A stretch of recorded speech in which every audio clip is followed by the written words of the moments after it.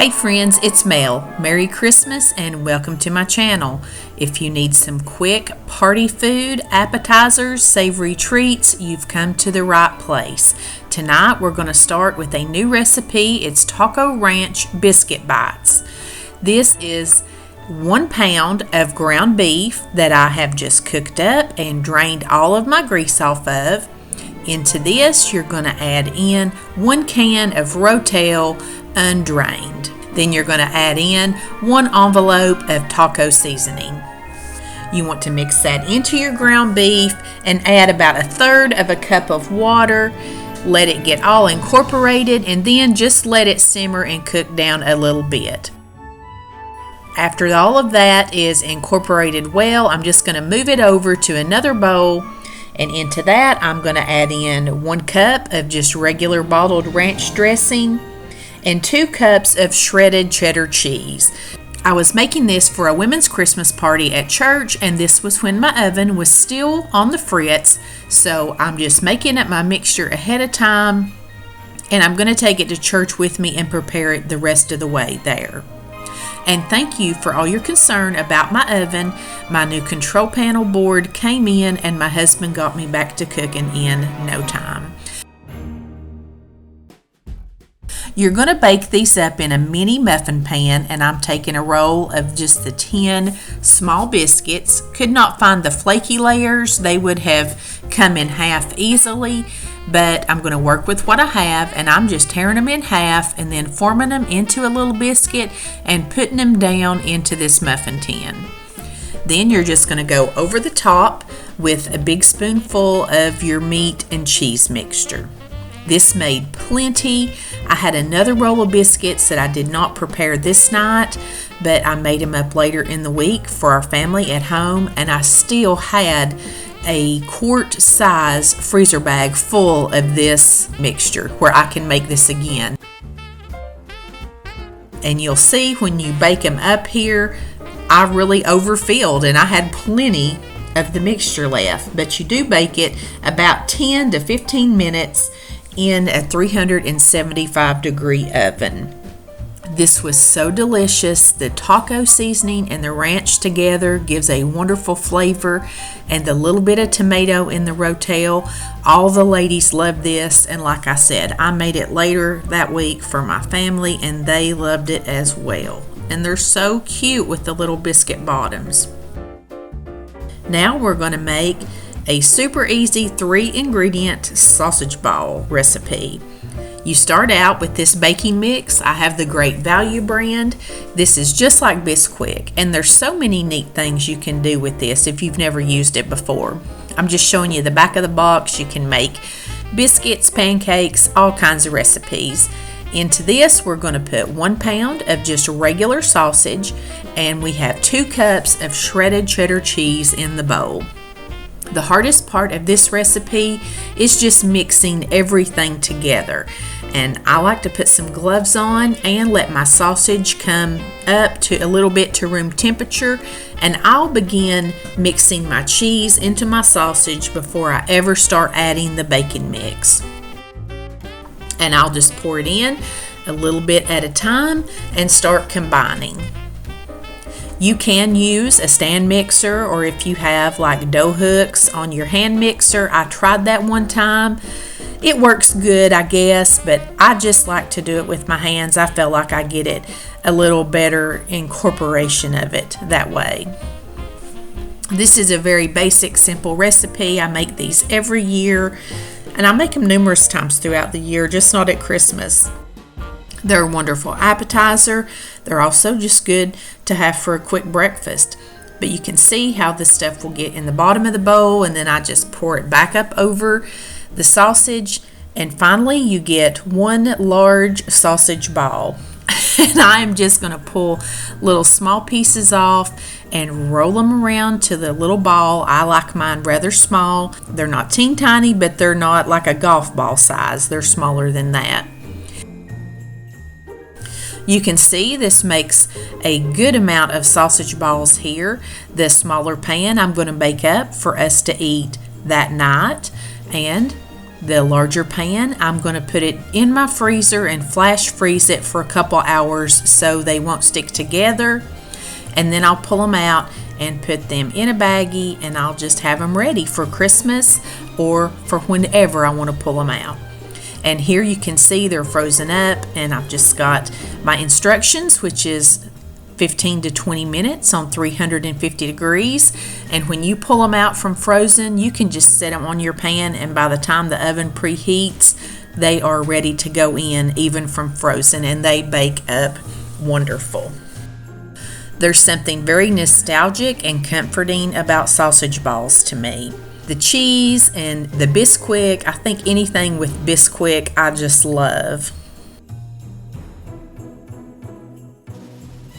But this is something that growing up we really only had this at Christmas, and so I have just come to associate it with Christmas parties. Next recipe I'm going to show you is kind of a funny name, but I think you'll enjoy it, and it is delicious. We call it infant CPR. It's my husband's favorite. Tonight we're going to make my husband's favorite little appetizer. I got this many years ago from the wife of one of his friends at work. She made this and he loved it. And you put it on these little cocktail breads. Now normally you can find these like in the bakery deli area.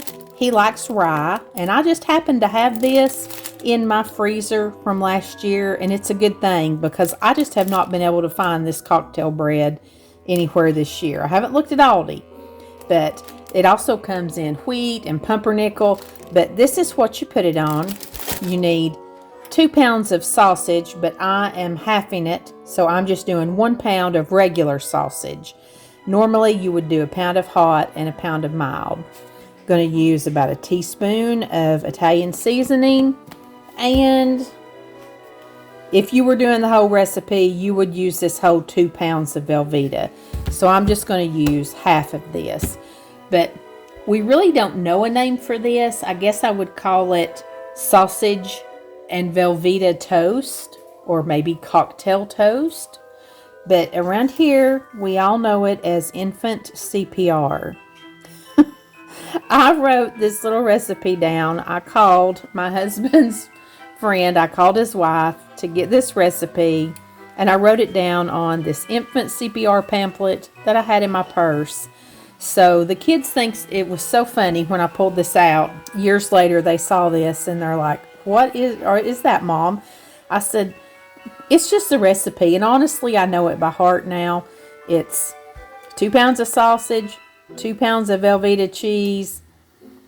You cook the sausage, put the cheese in, add your Italian seasoning, put it on these toast, and bake it at 400 for about 10 minutes. That's all there is to it. But the kids at church and everybody loves this, and they all ask for it by infant CPR. So this recipe is especially for them, and I promised that I would share with you guys how this recipe got its name. So here we have our Christmas infant CPR appetizer tonight. You can see me just finishing off my sausage, and I'm beginning to cube up my Velveeta cheese to go into the pan with the sausage. This is another recipe that makes quite a bit. I'm just prepping my pan with the little toast over here.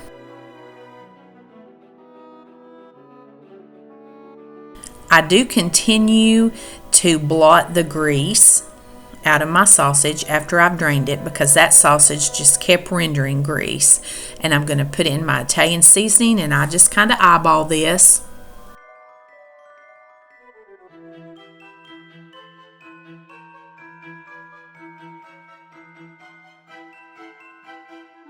Then I just begin adding the chunks of Velveeta a little at a time. I have this on like a medium-low heat.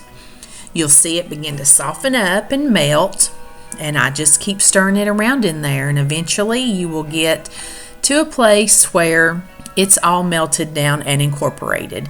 And I keep blotting the grease up just because, you know, you just need to do that. But here it is all fixed up and ready to go on the toast. And there comes a batch right out of the oven. Of course, in my normal fashion, I have overfilled these, but that mixture makes so much. On the rest of the toast that I baked up, I didn't put quite as much. My husband enjoys this at lunch, breakfast, anytime. That weekend, I made him 3 big fried eggs and about 6 pieces of this warmed up, and he enjoyed that so much. He's still eating on these. And last but not least is Chex Party Mix. This is my personal favorite.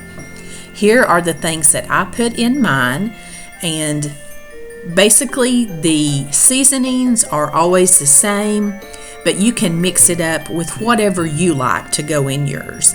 I'm starting with 3 cups of wheat Chex Mix, and this is the original measurements to make 1 run of this, but I have enough to go ahead and do 2. I'm using Crispix, which has rice on one side and corn on the other, and you would use 6 cups of this. If you had the individual Chex cereals, you would use 3 cups of each of those. And I was showing you at first the measurements, but then I just began to eyeball it.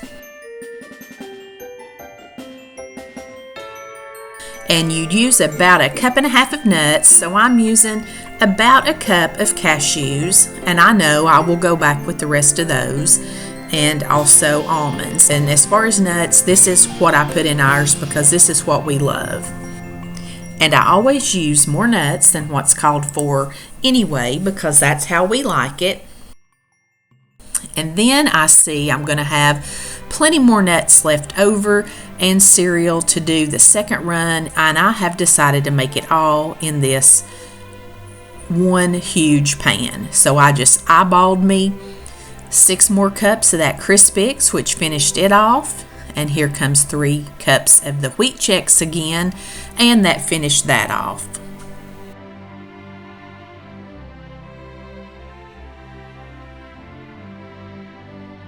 And I decided to throw in a few Cheez-Its since I had them, but I didn't want many because I don't like the Cheez-Its to overpower the nut and the Chex. That's my favorite part. So I put in the rest of the almonds, and I had another bag of cashews. Now for the seasoning mixture, since I've doubled it, I'm using a full cup, which is 2 sticks of butter. And then Lowry seasoning salt, I'm going to be putting in 3 teaspoons of this.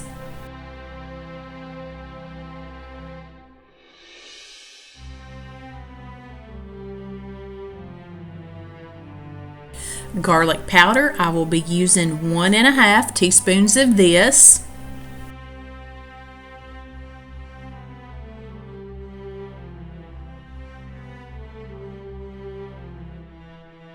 And then a whole teaspoon of onion powder.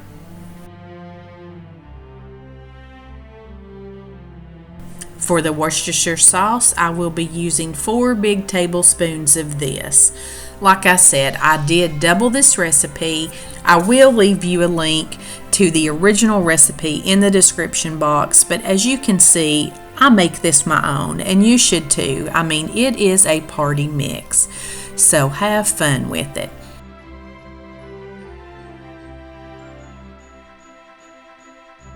And I just pour the seasonings over the top of this, and then I take a very light spatula and gently stir all of my cereal and nuts together. And I do this in 3 stages before I get started, just to make sure everything is coated very well. And the bulk of this recipe is stirring your ingredients. So you want to be very careful. Like I said, I have this really large spatula, but it's very light, and you want to be light-handed with this so you don't break up all of your cereal.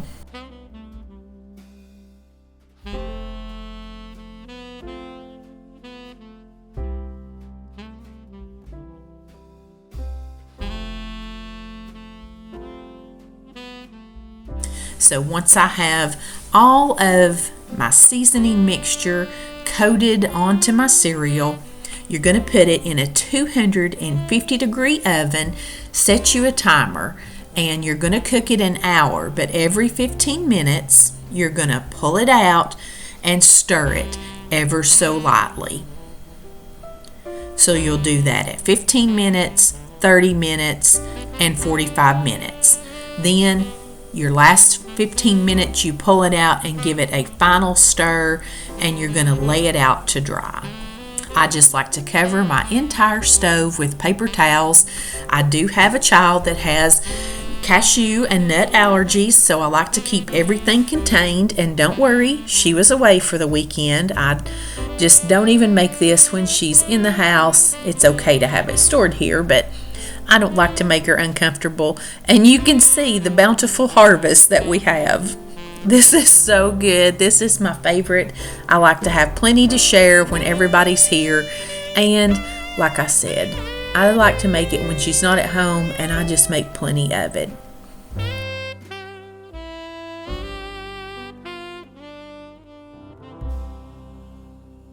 I hope that these little quick and easy, salty, savory snacks have helped you out this year.